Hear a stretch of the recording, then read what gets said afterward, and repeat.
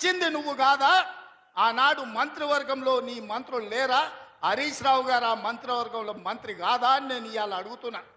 అదే కాదు, జగన్మోహన్ రెడ్డి గారు ముఖ్యమంత్రి ఉన్నప్పుడు ఏ నీళ్ల కోసం తెలంగాణ రాష్ట్రం తెచ్చుకున్నామో, ఏ నీళ్ల కోసం శ్రీకాంతాచారి లాంటి యువకులు, నూనూగు మిసాల యువకులు ఆత్మ బలిదానాలు చేసుకున్నారు, ఆ బలిదానాలతో సాధించుకున్న తెలంగాణలో కృష్ణానది జలాలు రంగారెడ్డి, మహబూబ్ నగర్, అదేవిధంగా నల్గొండ, ఖమ్మం జిల్లాలకు ప్రాజెక్టులకు, భూములకు పారాల్సిన నీళ్లు రాయలసీమ జిల్లాలకు తరలించకపోతుంటే రాయలసీమ లిఫ్ట్ ఇరిగేషన్, అదేవిధంగా ముచ్చుమర్రి లిఫ్ట్ ఇరిగేషన్ నిర్మించుకుంటుంటే ఒక్క రోజైనా నువ్వు అడ్డుకున్నావా?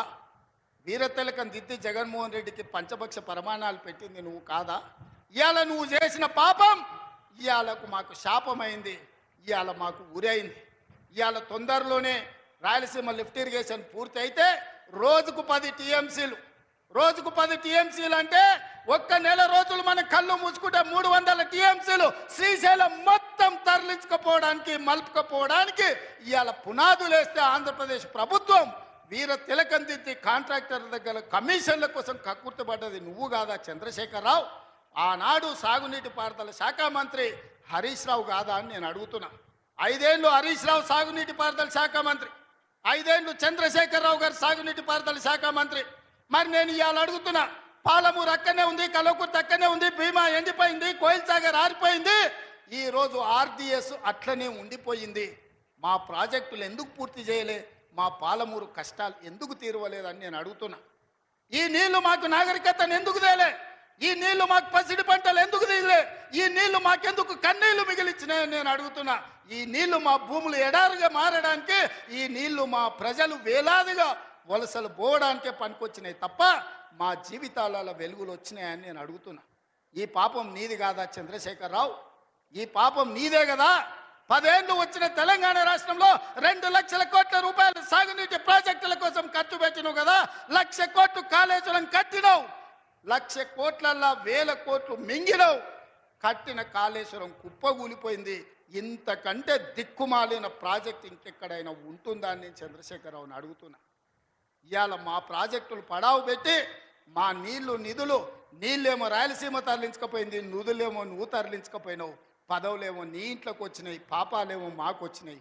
ఇవాళ ఈ పాపాలు, ఈ కష్టాలు ఎంతకాలం మేము ఎదుర్కోవాలని నేను అడుగుతున్నా.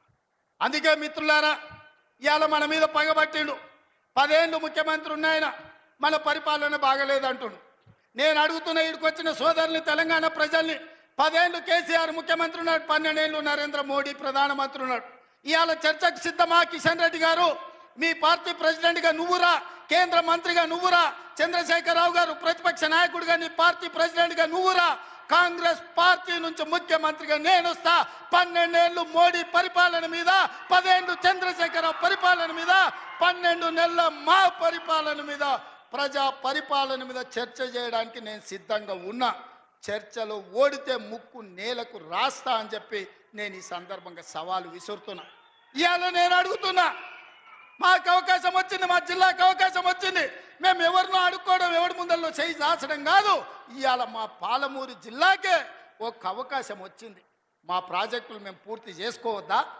మా మక్తల్ నారాయణపేట, కొడంగల్ ఎత్తిపోతల పథకాన్ని మేము కట్టుకోవద్దా? మా పాలమూరు రంగారెడ్డి పూర్తి చేసుకోవద్దా? మా కల్వకుర్తి పూర్తి చేసుకోవద్దా? మా భీమా పూర్తి చేసుకోవద్దా? మా నెట్టంపాడు పూర్తి చేసుకోవద్దా? మా కోయిల్ సాగర్ పూర్తి చేసుకోవద్దా? మా జూరాల పూర్తి చేసుకోవద్దా? మా తుమ్మిళ్ళ ప్రాజెక్టు పూర్తి చేసుకోవద్దా? మా ప్రాంతం అభివృద్ధి చెందొద్దా అని చంద్రశేఖరరావుని అడుగుతున్నా. ఏది తీసినా, ఏది పెట్టినా వద్దు అనే తప్ప నీ నోటి నుంచి ఒక్క మాట అయినా మంచి మాట వచ్చిందా అని నేను అడుగుతున్నా. ప్రాజెక్టులు కట్టొద్దంటివి, భూములు సేకరించొద్దంటివి, పరిశ్రమలు పెట్టొద్దంటివి. లగచర్లలో పరిశ్రమలు అంటే కలెక్టర్లను చంపడానికి చూస్తేవి. మాకు పరిశ్రమలు వద్దా? మా జిల్లాకు ప్రాజెక్టులు వద్దా? మా జిల్లాలో నీళ్లు పారొద్దా? మా పంటలు పండొద్దా? మా రైతులు బాగుపడొద్దా? మేము మంచి బట్టలు కట్టుకోవద్దా? మేము బుక్కెడు బువ్వ తినొద్దా? మేము సమాజంలో గౌరవంగా బతకొద్దా? చంద్రశేఖరరావు, నువ్వు సమాధానం చెప్పని నేను వేదిక మీద నుంచి అడుగుతున్నా. మాకు ఆత్మగౌరవం లేదా? మేము మీలాక దొరలు కాకపోవచ్చు, కానీ మేము రైతు బిడ్డలమే కదా. మేము గౌరవంగా బతకాలని కోరుకోవడం తప్ప, మా ఆడబిడ్డలు వాళ్ళ పిల్లల్ని చదివించుకోవాలనుకోవడం ఏమన్నా నేరమా? ఎందుకు అడ్డుకుంటున్నారు నువ్వు నీ కొడుకు నీ అల్లుడు అని నేను అడుగుతున్నా. 12 నెలలు కానీ ప్రభుత్వం అప్పుడే దిగిపోవాలంటున్నాడు. 10 ఏళ్ళలో నువ్వు చెయ్యని పనులు మేము చేసినాం కదా, ఏం బాగలేదు పాలన. ఆయన కొడితే గట్టి కొడతాడంట. ఆయన కొడితే ఎంత గట్టి కొడతాడంట అంటే ఇక అది చెప్పనలవి కాదంట. నేను అడగదలుచుకున్న మా సోదరుని, అయ్యా ఆయన గట్టి కొట్టడానికి ఫుల్లా ఆఫా? ఏంది గట్టి కొట్టడానికి? ఏం కొడతాడు ఆయన? కొడితే గిడితే ఓ ఫుల్లు ఓ ఆఫ్ గట్టి కొట్టగలడు. అంత మించి గట్టి కొట్టేది ఏందుంది? 10 ఏళ్ళు నువ్వు గట్టి కొట్టేటోని ఆయన ఉంటే నిజంగానే నువ్వు గట్టి కొట్టాలంటే డ్రగ్స్ పార్టీలు ఫామ్ హౌస్లలో చేస్తున్న నీ కొడుకును వంగబెట్టి గట్టి కొట్టు, వానికి బుద్ధి వస్తుంది. ఢిల్లీలో లిక్కర్ దందాలు చేసి తెలంగాణ గౌరవాన్ని తీసిన నీ బిడ్డను దౌడ మీద అంగబెట్టి గట్టి కొట్టు. తెలంగాణ పరువు తీసినందుకు గట్టి కొడితే వస్తుంది.